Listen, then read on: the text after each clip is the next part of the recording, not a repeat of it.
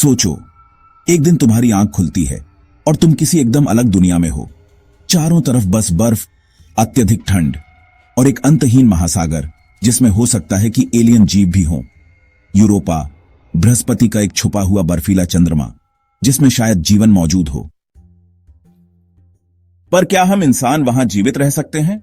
नहीं सिर्फ जीवित, बल्कि वहां की कठोर परिस्थितियों के अनुसार विकसित हो सकते हैं।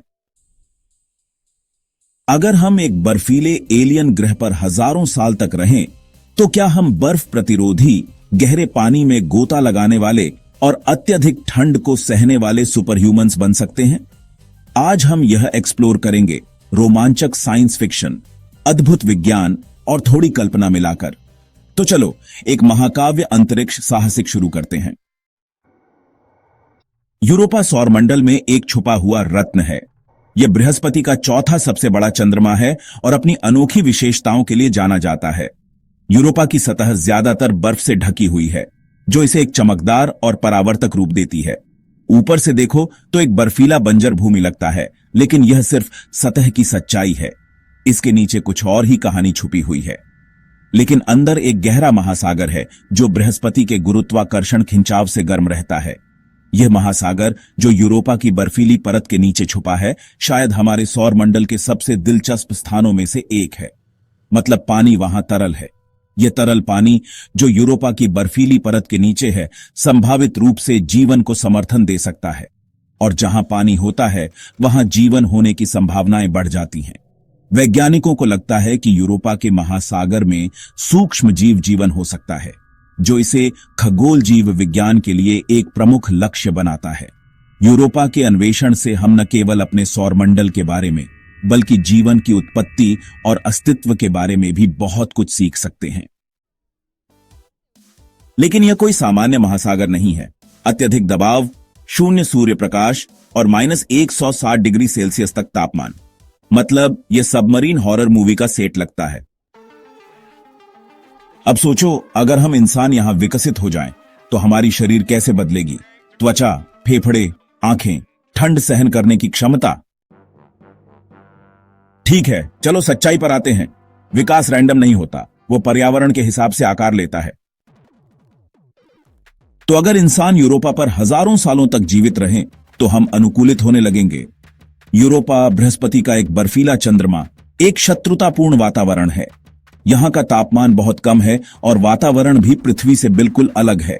लेकिन अगर हम यहां बसने की सोचें, तो हमारे शरीर को विकसित होना पड़ेगा।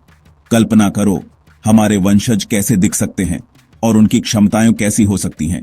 कल्पना करो, अल्ट्रा मोटी त्वचा जो ठंड को सहन कर सके, एक प्राकृतिक स्पेस सूट। यूरोपा की अत्यधिक ठंड को सहन करने के लिए हमारी त्वचा इतनी मोटी हो सकती है कि हमें अतिरिक्त कपड़ों की आवश्यकता ही न पड़े। यह त्वचा न केवल ठंड को सहन करेगी, बल्कि विकिरण से भी बचाएगी, जो अंतरिक्ष में सामान्य है। हमारी त्वचा की बनावट और रंग भी बदल सकते हैं। शायद एक परावर्तक सतह बन जाए जो सूर्य के प्रकाश को परावर्तित करे। बड़े फेफड़े या फिर गलफड़े जैसे संरचनाएं जो कम ऑक्सीजन और गहरे गोताखोरी के लिए सबसे अच्छी हों। यूरोपा के बर्फीले महासागरों में ऑक्सीजन का स्तर बहुत कम है, इसलिए हमारे फेफड़े विकसित हो सकते हैं ताकि अधिक ऑक्सीजन संग्रहित कर सकें। या फिर हम गलफड़े विकसित कर सकते हैं जो हमें पानी में सांस लेने की क्षमता दें। ये गलफड़े हमें गहरे गोताखोरी में भी मदद करेंगे, जहां दबाव बहुत अधिक होता है। नाइट विजन आंखें जो अंधेरे महासागरों में देख सकें। यूरोपा के महासागर बहुत अंधेरे हैं, क्योंकि सूर्य का प्रकाश सतह तक ही पहुंचता है।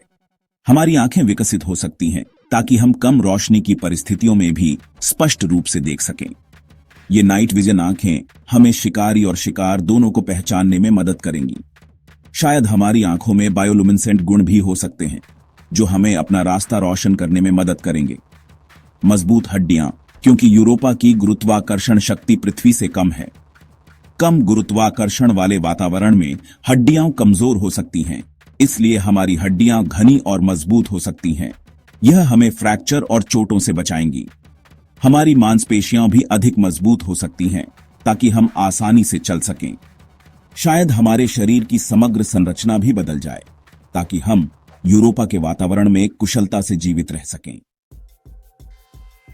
अगर ये सब बदलाव आए तो हम फिर भी इंसान ही रहेंगे या एक नया एलियन प्रजाति बन जाएंगे? अगर इवोल्यूशन और एक्सट्रीम चली गई तो क्या हो सकता है? इमेजिन करो, हमारी बॉडी पे बायोलुमिनेसेंट पैचेस आ जाएं जो डार्क ओशन में ग्लो करें, जैसे डीप सी क्रिएचर्स, या फिर एक anti freeze like blood system जो आइस जमने ना दे बॉडी में।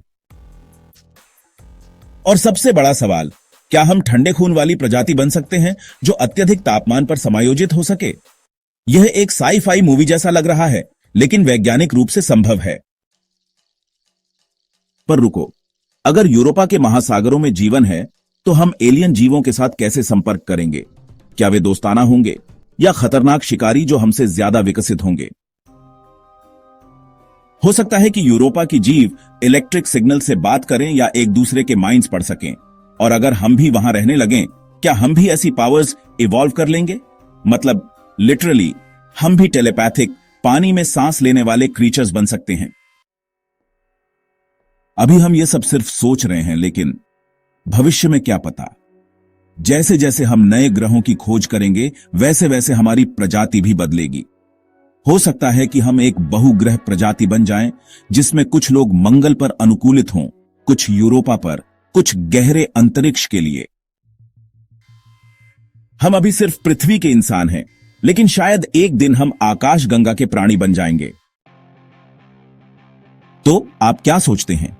क्या आपने कभी सोचा है कि किसी दूसरे ग्रह पर रहना कैसा होगा? कल्पना कीजिए कि आप एक ऐसे आकाश को देख रहे हैं जिसमें अपरिचित तारे भरे हुए हैं, ब्रह्मांड के रहस्यों पर विचार कर रहे हैं। अंतरिक्ष की विशालता ने हमेशा मानवता को आकर्षित किया है, हमारी जिज्ञासा को जगाया है और हमें अज्ञात की खोज करने के लिए प्रेरित किया है। अगर मनुष्य बर्फीली दुनियाओं के लिए विकसित हो गए, एक ऐसे भविष्य की कल्पना करें जहां मनुष्य बर्फीली दुनियाओं में रहने के लिए अनुकूलित हो गए हैं। अपने आप को एक बर्फीले इलाके में चलते हुए कल्पना करें। ठंडी हवा में आपकी सांस दिखाई दे रही है। एक ऐसे परिदृश्य से घिरे हुए हैं जो अजनबी और सुंदर दोनों है। ऐसे चरम परिस्थितियों में जीवित रहने के लिए हमारे शरीर कैसे बदलेंगे? तो कैसी दिखेगी हमारी भविष्य की पीढ़ी? हमारे बच्चे बर्फ से ढके मैदानों में खेलते हुए बड़े हो सकते हैं। उनके शरीर ठंड के लिए पूरी तरह से अनुकूलित होंगे। वे इन बर्फीले वातावरण में घर और समुदाय बनाएंगे, एक नया जीवन तरीका बनाएंगे जिसकी हम केवल कल्पना कर सकते हैं। ऐसी अनोखी सेटिंग से किस प्रकार की संस्कृति और समाज उभरेंगे? अपनी सबसे पागल थ्योरी कमेंट करें, हम आपसे सुनना चाहते हैं। मानव विकास और अंतरिक्ष अन्वेषण के बारे में अपनी सबसे पागल थ्योरी नीचे कमेंट में साझा करें। आपके विचार दूसरों को प्रेरित कर सकते हैं और दिलचस्प चर्चाओं को जन्म दे सकते हैं। आइए एक जिज्ञासु दिमागों का समुदाय बनाएं जो हमारे भविष्य की संभावनाओं का पता लगाने के लिए उत्सुक हैं। और अगर वीडियो पसंद आया तो लाइक, शेयर और सब्सक्राइब करना मत भूलना। अगर आपको यह वीडियो पसंद आया तो लाइक बटन दबाना, अपने दोस्तों के साथ साझा करना और हमारे चैनल को सब्सक्राइब करना ना भूलें। आपका समर्थन हमें अंतरिक्ष और मानवता के भविष्य के बारे में रोमांचक सामग्री लाने में मदद करता है, क्योंकि स्पेस फैक्ट फ्यूजन हाइंडी पर ऐसे दिमाग उड़ाने वाले अंतरिक्ष सिद्धांत आते रहेंगे। स्पेस फैक्ट फ्यूजन हिंदी पर हम आपको दिमाग उड़ाने वाले अंतरिक्ष सिद्धांत और ब्रह्मांड के बारे में दिलचस्प जानकारियां लाने के लिए समर्पित हैं।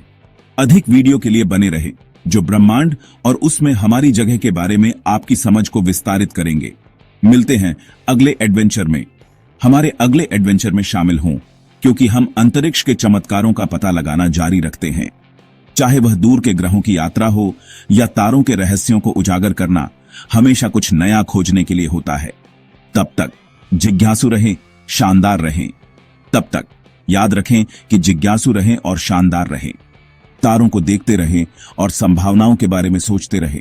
ब्रह्मांड विशाल है और रहस्यों से भरा हुआ है जो उजागर होने की प्रतीक्षा कर रहे हैं।